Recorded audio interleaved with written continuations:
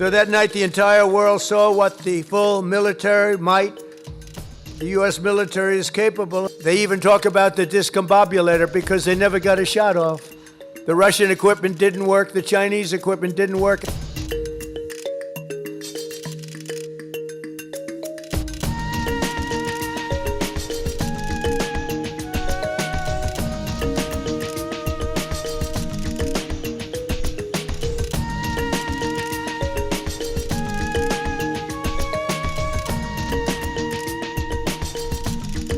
Last month, we proved this truth once again when some of our greatest soldiers, right here, to ever live, frankly, successfully captured the outlaw dictator of Venezuela, Nicolas Maduro, and brought him back to face American justice, where he's now, right now, waiting. And that was an amazing night. People saw that. They've never seen anything like it, you know. So that night, the entire world saw what the full military might the U.S. military is capable of. And that was an unbelievable operation, but that was a smaller operation. But it was so precise, so incredible. Nobody thought a thing like that could happen. They even talk about the discombobulator because they never got a shot off. The Russian equipment didn't work. The Chinese equipment didn't work. Everyone's trying to figure out why it didn't work. Someday you're going to find out. But it didn't work. It's nice when you can fly in and not get shot at.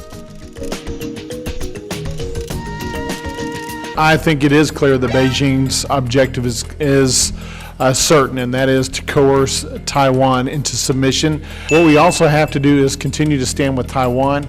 There is only one choice that is sufficient in my mind, and that is the United States has to be the big dog on the block to support our friends and allies like Taiwan around the world.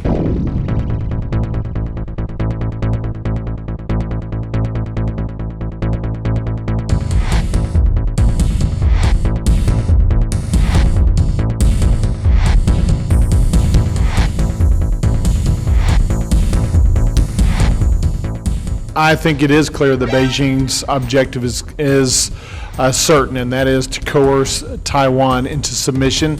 One way or the other, may be with or without firing a shot. I wouldn't put anything past them, and I think we've got to be very careful there. I do think that to help accomplish this goal, China and the CCP employs, no doubt, we've talked about it today, a wide spectrum of non-military tools, economic retaliation against trading partners, coordinated propaganda and disinformation campaigns, diplomatic pressure, targeted coercion of multinational corporations, a lot of things that you guys have talked about today.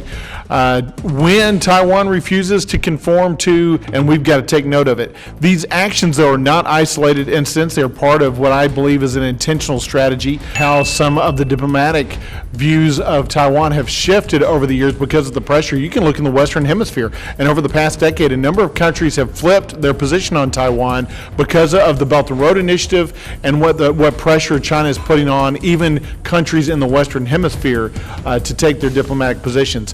One of the greatest strengths of the United States is our economic diversity and our ability to recover economically, even if certain industries are encountering difficulties. One of the reasons for this is because our country has resilience just because of the sheer size. Taiwan doesn't have that size. How can we specifically help Taiwan build resiliency economically in those areas and others?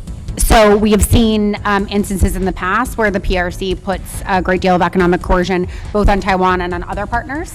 And the way that a partner generally withstands PRC pressure is to find alternative markets for its products. We can think about our ally Australia that put up with a great deal of PRC economic coercion over the course of years. And that diversification process was what allowed it to come through.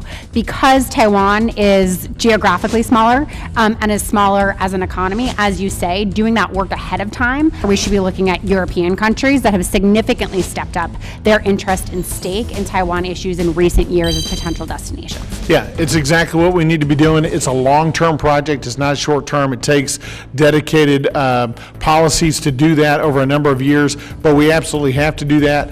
What we also have to do is continue to stand with Taiwan, critical partner to us. This issue is not just about the Indo-Pacific region. It's not just about Taiwan. It's about the U.S. national security. It's about stability, security, prosperity in the Indo-Pacific region and around the world. And it's about, are we going to be a force on this world stage for good, or are we going to allow somebody like the CCP to dominate? There is only one choice that is sufficient in my mind, and that is the United States has to be the big dog on the block to support our friends and allies like Taiwan around the world.